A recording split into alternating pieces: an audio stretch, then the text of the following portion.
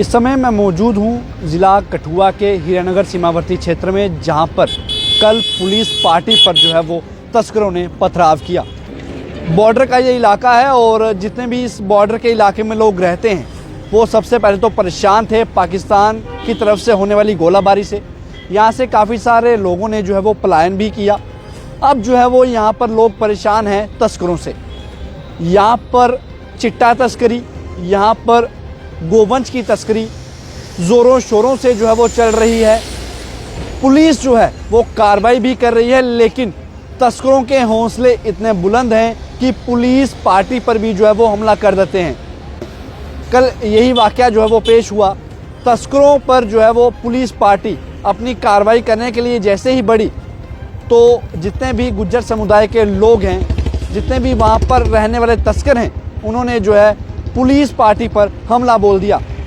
Police party पर हुए इस पथराव की तस्वीरें आप जो है वो अपनी मोबाइल स्क्रीन पर देख रहे हैं। ये तस्वीरें जो आप देख रहे हैं ये हैं सीमावर्ती क्षेत्र के उन घरों की जहां पर पुलिस वाले जो है अपना बचाव करने के लिए भागे। कल जैसे ही तस्करों ने इन पुलिस पार्टी के लोगों पर पथराव किया, पुलिस वाले अपनी जान बचाने के लिए घरों की ओर भागे और अपनी जान बचाने का सबसे पहले उन्होंने काम किया। आपको बता दें, बड़े बड़े पत्थर जो है वो तस्करों की तरफ से मारे गए। पुलिस वाले पर जो है उन पर अटैक किया गया। यहाँ पर महिलाओं का कहना है, जो कि इस घर की महिला थी, उन्होंने साफ तौर पर कहा कि हम यहाँ पर सुरक्षित नहीं हैं। हालांकि आपको बता सकते हैं कि किस तरह लोग यहाँ पर सुरक्षित होंगे जब पुलिस वाले ही यहाँ पर सबसे पहले तो सुरक्षित नहीं हैं। लगातार पुलिस वालों को निशाना जो है वो बनाया जा रहा है। तस्करों के हौसले इतने ज़्यादा बुलंद हैं कि उन्हें जो है वो किसी की भी परवाह नहीं है। ये गल ये हुई कि बाहर झगड़ा हुआ था पुलिस का गुजरे का। अच्छा ते पुलिस आए नशे उतरे ही साढ़े घर दी साड़ी ते गुजरे मगर पत्थर वाले चालू करी ये पत्थर बजे, ये पत्थर देखो बजे जेड़े गड्डे शीशे तोड़े गेड़े तक अंदर तक पत्थर भी आए। पुलिस कन्नै केड़ी गल्लों झगड़ा होआ था? पता नहीं पुलिस लगी थी हिंदा मगर सवेरे दवेरी दी। अच्छा वो पुलिस ते पुलिस ने तुहाडे घर बड़े? हां पुलिस आए साढ़े घर बड़े कोई बचन वास्ते उनदे कोल? बचन वास्ते हां ते पुलिस वाले मारा दे के वो लोग? हां पुलिस आए मारा। अच्छा पुलिस वाले किन्ने लोग है? दो जने, दो बंदे। वो पुलिस वाले आई है तुहाडे घर हां जी ते पिछों पथराव कोन पत्थर वाले गुजरे किन्ने गुजरे? गुजर मारे है कोई 10-15 गुजरे। अच्छा ते ये किन्ने बजे दी गल है? ये कोई 6:30-7 बजे शामी। इन तस्करों पर कब जो है वो कड़ी कार्रवाई की जाएगी? हमने पिछले दिनों देखा डीसी कठुआ राकेश मिन्हास जो है वो इस इलाके में पहुंचे थे। यहाँ पर कुछ ऐसे लोगों के घर थे जो कि पीएसए जिन पर लगा हुआ था, उनके घरों पर नोटिस जो है वो लगाए गए कि आप बताइए आपके पास जितनी प्रॉपर्टी है उसका जो है वो बायोडाटा दीजिए कि आपने ये प्रॉपर्टी किस तरह से बनाई है। ये जो है सबसे बड़ी पहल डीसी कठुआ ने की कि इन तस्करों पर जो है वो शिकंजा जो है वो कसा जाए। ये वो लोग हैं जिन पर पीएसए जो है वो लगा हुआ है। अब आपको बड़ी बात बता दूं, ये जो आप तस्वीरें देख रहे हैं किस तरह से बड़े बड़े पत्थर जो है वो पुलिस पार्टी पर जो हमला किया गया, ये बड़े बड़े पत्थर लोगों के घर पे मारे गए। गाड़ियों के शीशे जो है वो टूट चुके हैं और अब पुलिस जो है इन पर कड़ी कार्रवाई करने की फिराक में है। अब देखना ये है कि इन तस्करों पर किस तरह की कार्रवाई जो है वो की जाएगी। सबसे पहले तो आप सुनिए कि इन लोगों का यहाँ पर क्या कहना है। मेरा नाम पूजा देवी, मैं गांव मधुकर की रहने वाली हूँ। शाम 6:30-7 का टाइम था। मैं घर में खाना बना रही थी। हमारे घर में कोई भी नहीं था, हम अकेली थी सिर्फ दोनों, और 2 बच्चे थे हमारे। एक छोटा बच्चा है साल का, एक 9 साल का, एक 5 साल का बच्चा है। उन्होंने सिर्फ हमारा गेट खोला जबरदस्ती।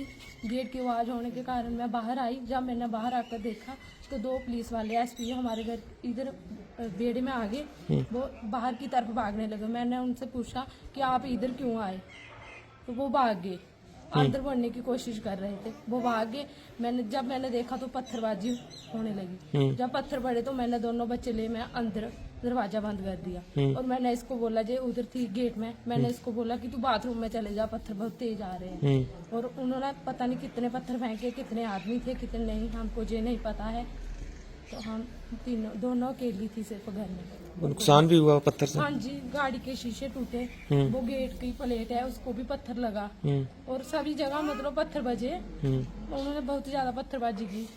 पता नहीं कितने आदमी थे, हमको ये नहीं पता, नहीं हमने उनको देखा। कितना डर उस समय लगा कि जब घर पे कोई नहीं था और आप महिलाएं अकेली थी और इस तरह से पत्थर यहाँ पर शुरू? हाँ, डर तो लगा, तो फिर क्या करना, अपने बच्चों के लिए हम अंदर घुस के बच्चे लेके डर। नाम क्या है और बताएंगे क्या वारदात हुई? मेरा नाम जोगेश सिंह है, मैं एक्स सरपंच हूँ।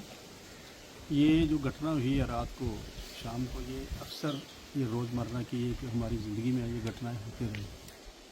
हमने बहुत बार प्रशासन से गुहार लगाई है कि इस चिट्टे का जो तस्करी हो रही है यहाँ, इसको रोकथाम की जाए। कहीं थाना दिवस होता है, कहीं ब्लॉक दिवस होता है, हर बार यही एक पॉइंट जो रेज किया जाता है एडमिनिस्ट्रेशन के सामने कि कम से कम इन चीज़ों पर रोक लगाई जाए। लेकिन हमें बहुत ही अफसोस के साथ कहना पड़ रहा है कि अब तो वो उन्होंने घरों पे भी हमला करना शुरू कर दिया है। हमारे लोग रास्तों से कैसे गुजरेंगे, कैसे सड़कों से गुजरेंगे, कैसे अपने घरों में रहेंगे अगर इस किस्म की तस्करी यहाँ पे चिट्टे की हो रही है। लेकिन सरकार की तरफ से, प्रशासन की तरफ से कोई किस्म का कोई ऐसा प्रोग्राम नहीं चलाया जा रहा कि इन तस्करों पे रोकथाम लगाई जाए, इनको पकड़ा जाए, इनके ऊपर कोई केस FIR लॉन्च की जाए या इनकी प्रॉपर्टी को सीज किया जाए। ऐसा प्रोग्राम चलना चाहिए ताकि हमारे लोगों को एक महसूस हो कि हम सेफ रह रहे हैं। ये पहले ही बॉर्डर का एरिया है, यहाँ पहले ही बहुत संवेदनशील जो समय रहता है कि कब यहाँ मिलिटेंट है कहाँ से गुजरते हैं, इसी रूट से गुजरते हैं। पहले वो प्रॉब्लम थी। और ये तस्कर आगे हैं ये, और तस्कर इतना बुरा हाल कर रहे हैं हमारे समाज के अंदर, इतनी गंदगी फैलाई है उन्होंने।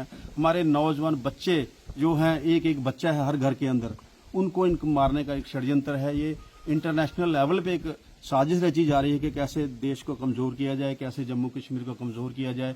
हम यही गुहार लगाना चाहते हैं प्रशासन के कि इन चीजों पर रोकथाम लगाई जाए और इस किस्म के जो हमले हैं, इस किस्म के जो वारदातें हैं, इनके ऊपर रोकथाम लगाई जाए। सरपंच साहब, जिस तरह से आपने जिक्र किया कि अंतर्राष्ट्रीय सीमा से सटा हुआ ये इलाका है, कई बार पाकिस्तान की जो गोलाबारी है उसका दंश आप लोगों ने झेला है और कई बार आपको यहाँ पर पलायन भी करना पड़ा है सेफ जगह पर।